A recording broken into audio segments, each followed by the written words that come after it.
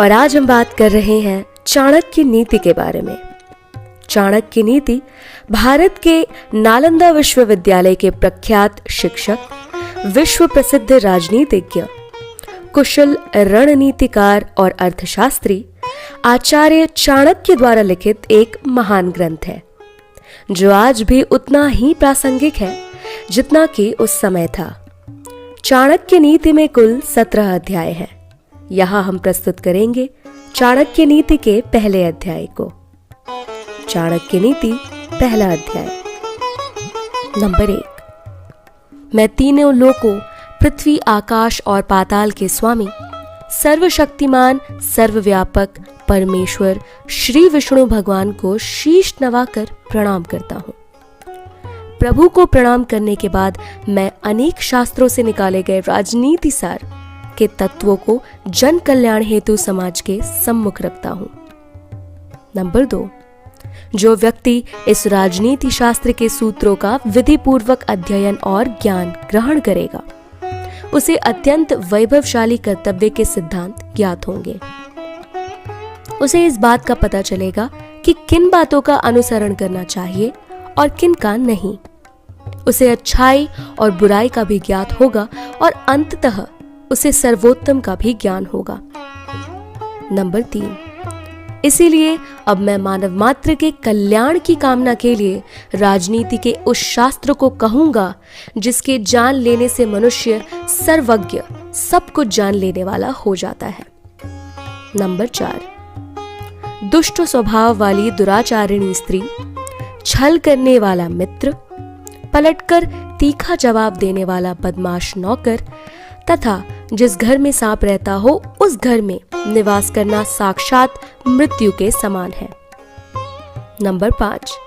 मूर्ख शिष्यों को उपदेश देने से, दुष्ट व्यभिचारिणी स्त्री के पालन पोषण करने से और दुखियों के साथ संबंध रखने से बुद्धिमान तथा भले व्यक्ति को भी कष्ट उठाना पड़ता है। नंबर 6।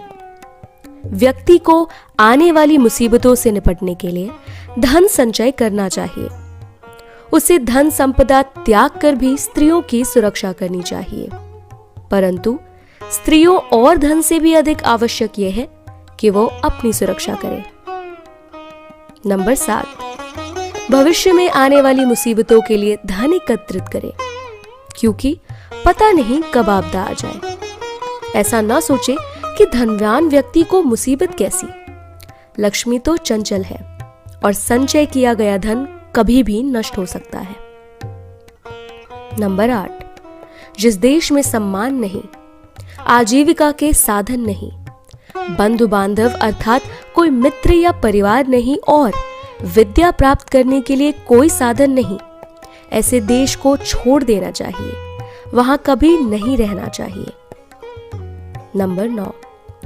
जहां श्रोतीय अर्थात जो वैदिक शास्त्रों में निपुण हो, एक धनवान व्यक्ति, एक राजा, एक नदी और एक चिकित्सक, इन पांचों का अभाव हो, वहां मनुष्य को एक दिन भी नहीं रहना चाहिए। नंबर 10। जहां लोक यात्रा अर्थात जीविका को चलाने के लिए कोई साधन ना हो, किसी बात का भय ना हो, लोक लज्जा ना हो, बुद्धिमान व्यक्ति ना हो और लोगों में उदारता की भावना न हो, ये पांचों न हो, वहां व्यक्ति को कभी नहीं जाना चाहिए। नंबर 11। नौकर की परीक्षा तब करे जब वह कर्तव्य का पालन न कर रहा हो। भाई, बंधु, रिश्तेदार की परीक्षा तब करे जब आप मुसीबत में घिरे हो। मित्र की परीक्षा विपरीत परिस्थितियों में करे और पत्नी की परीक्षा तब करे जब आपका वक्त अच्छा न चल रहा हो। नंबर 12। किसी बीमारी में, विपत्ति काल में, अकाल के समय, दुश्मनों से दुख पाने या आक्रमण होने पर, राज दरबार में और मशान भूमि में जो साथ रहता है वही सच्चा मित्र है। नंबर 13।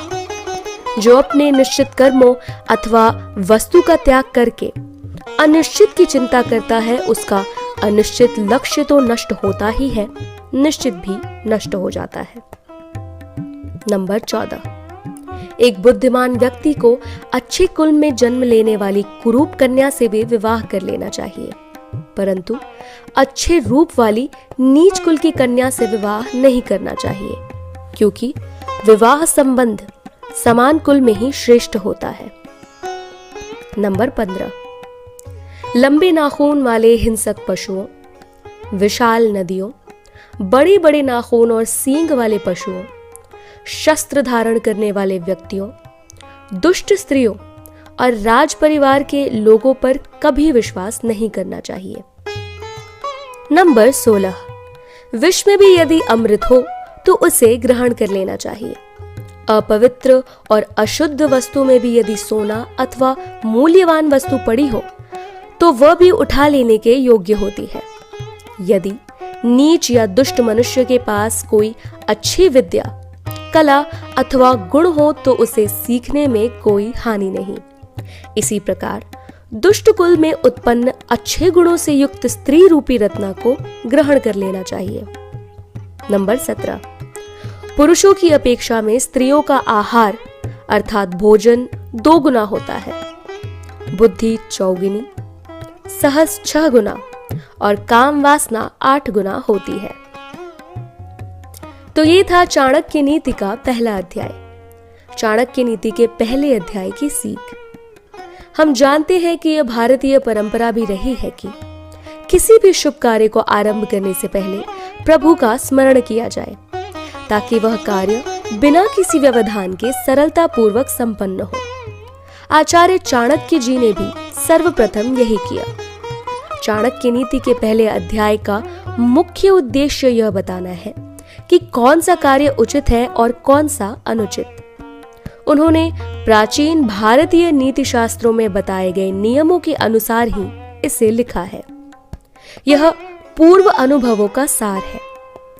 उनका कहना है कि लोग इसे पढ़कर या सुनकर अपने कर्तव्यों और अकर्तव्यों का अच्छी तरह से ज्ञान प्राप्त कर सकेंगे और समसामयिक राजनीति के ज्ञान में मनुष्य अपनी बुद्धि का प्रयोग करके समय के अनुसार अच्छाई और बुराई में भेद कर सकता है। कुछ जरूरी नोट। चाणक्य नीति में आचार्य चाणक्य द्वारा स्त्री विशेष, जाति विशेष और धर्म विशेष के लिए कहे गए कुछ सूत्र वर्तमान समय के संदर्भ में इतने सही प्रतीत नहीं होते हैं। ये कुछ लोगों को बुरे भी लग सकते हैं, क्योंकि ये नीतियां आचार्य चाणक्य के समय में हुई घटनाओं और उनके पूर्वानुभवों पर आधारित है। हमने उनके विचारों को ठीक वैसे ही प्रकाशित किया है जैसा आचार्य चाणक्य ने लिखा था।